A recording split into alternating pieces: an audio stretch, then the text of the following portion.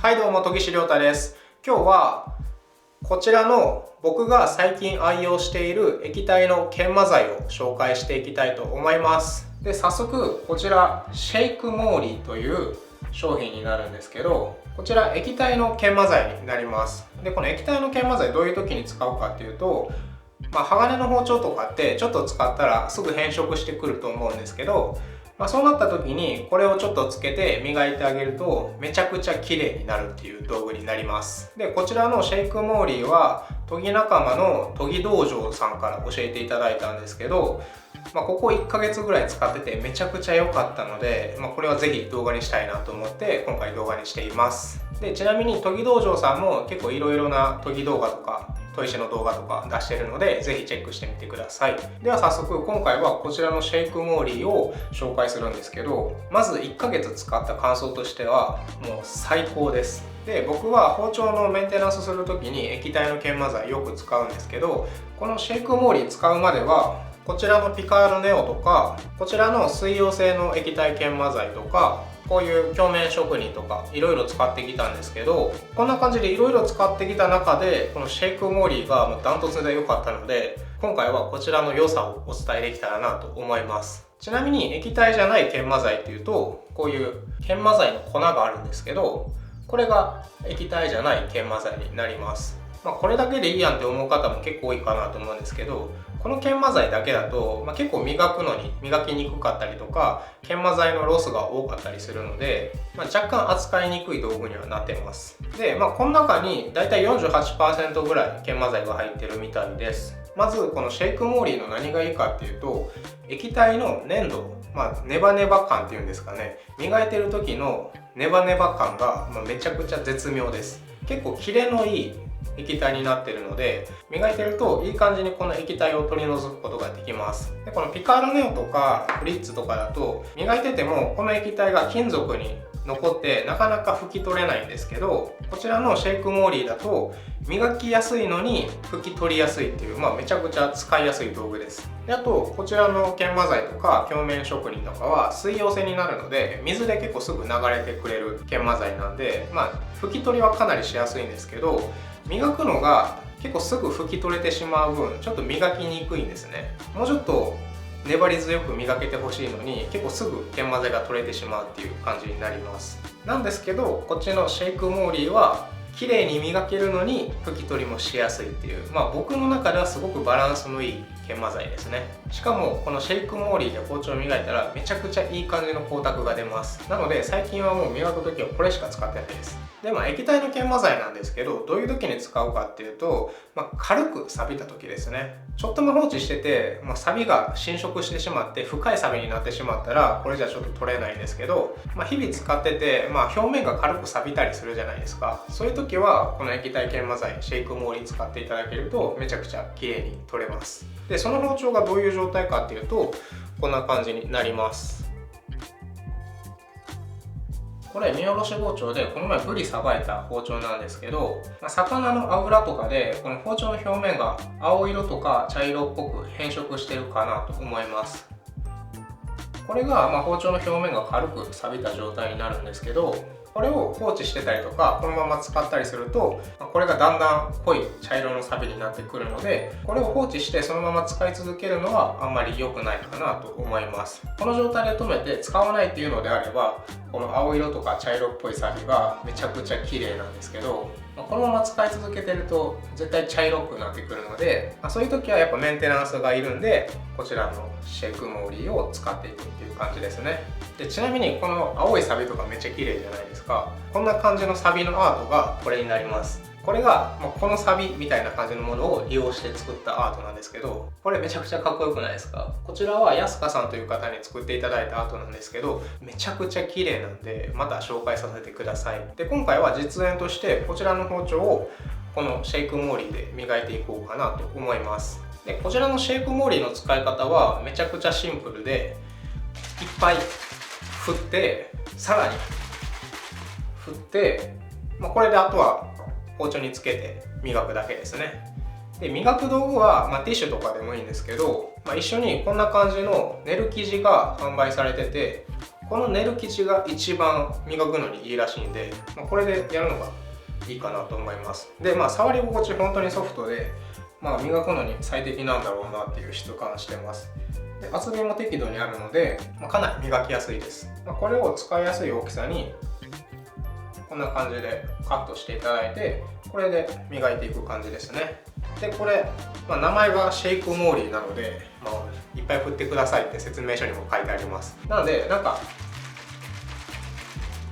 振るんですけど、自分がいっぱい振ったなって思ったら、そこからもう一回さらに振った方がいいらしいです。それで研磨剤を攪拌させて、均等に研磨剤を行き渡らしてから包丁につけて、このネル生地で磨くととても綺麗になります。見ていただいた方が早いと思うので、今から磨いていきたいと思います。はい、それじゃあ今から磨いていきたいと思います。で、磨く時に準備するものなんですけど、シンクの上とかでも大丈夫ですし、僕みたいにこんな感じで磨く用の木の台を作ってあげて、これの上で磨いてあげても大丈夫です。ただ、こういう木のテーブルとかだとこんな感じで黒くなっちゃうので、シンクとかだと磨いたら取れるんですけど、この木の板になってくると磨いたらどんどん黒くなっていくだけなんで、木のテーブルでやるときは、1枚別の木の板使うのがおすすめです。それではこちらシェイクモーリーで磨いていきます。とりあえずいっぱい振りましょう。振って振って振って、振り終わったと思ったらさらに振ってください。で、これ振る前は結構研磨剤の部分と液体の部分で分かれてるので、触れてない時はすぐ分かると思います。はい、じゃあ触れましたら包丁の上にこのぐらい出していきます。で、あとはこれを磨いていくだけですね。一応下磨きが800番ぐらいで磨いてあげるとかなり綺麗になるっていうのが公式の見解みたいです。ちょっとこのサビの感じを覚えておいてください。磨いたらどうなるかいきます。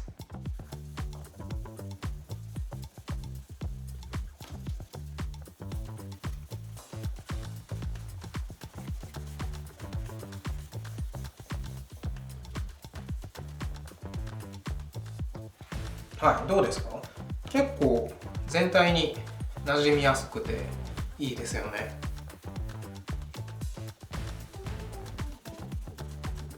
で、程よい粘度があるので、この研磨剤が切れることもなく、割と磨き続けることができます。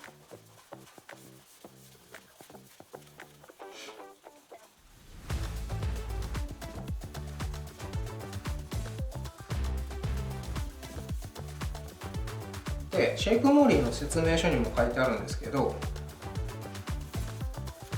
金属を磨くときは力でいっぱい力入れるんじゃなくて、回転数の方が大事なので、いらない力抜いて表面をいっぱい磨いてあげると綺麗になります。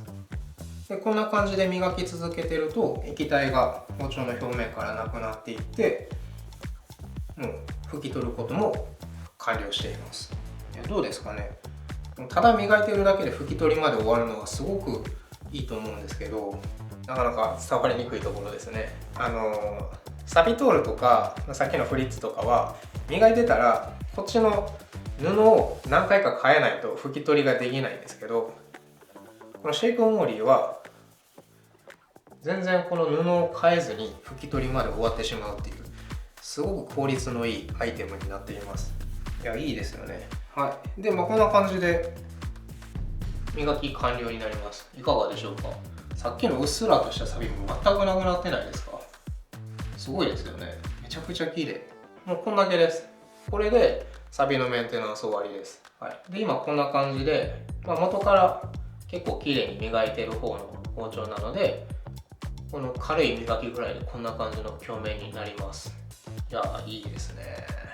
すごく綺麗で、まだ裏は磨いてないので、裏はこんな感じで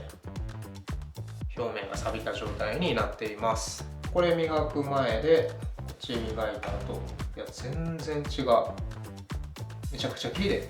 すごいな。いや、良くないですか？これすごい綺麗。いや、もう最初使った時感動しましたね。このシェイクモーリーやばいです。マジでやばいです。今まで使った研磨剤で最強です。じゃあこのまま裏もやっていきましょうかね。もう同じ面で磨いていきます。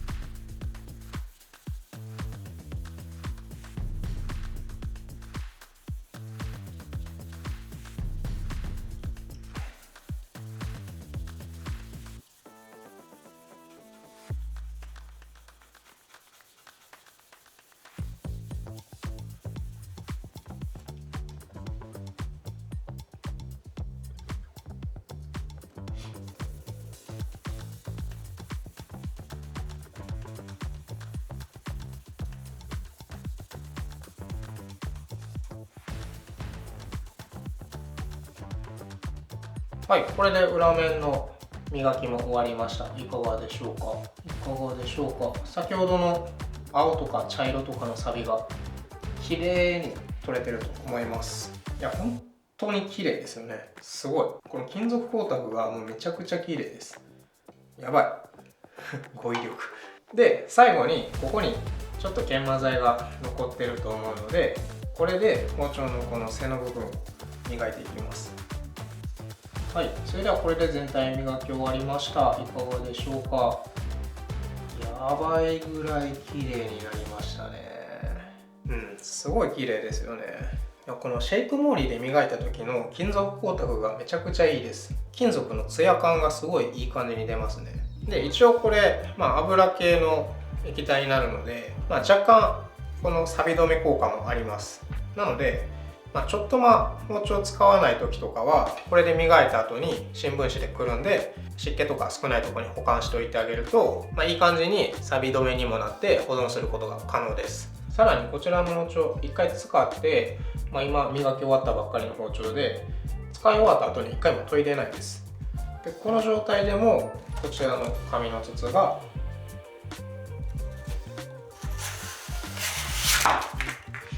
切れちゃいます。このシェイクモーリーでちゃんと磨くことができたら包丁の刃も落とすことなく磨くことができるので、そういう面でもかなりいいんじゃないかなっていう感じですね。はい、ということで包丁も実際に磨いてみたんですけどいかがでしょうか。このシェイクモーリー本当に最近のベスト液体研磨剤です。液体研磨剤の中でどれが一番いいかと言われると、間違いなくこのシェイクモーリーを推しますね。であとこのネル生地、これもめちゃくちゃいい仕事してます。ティッシュよりも何倍も磨きやすいですし、めちゃくちゃ綺麗になりやすいです。なのでこのシェイクモーリー買うときはぜひ一緒にこのネル生地もご購入検討してみてください。これらの商品リンクは概要欄に貼っておきますのでぜひチェックしてみてください。でこれは案件でも何でもなくて本当に研ぎ道場さんに教えていただいて購入してみたらもうめちゃくちゃ良かったっていう液体研磨剤です。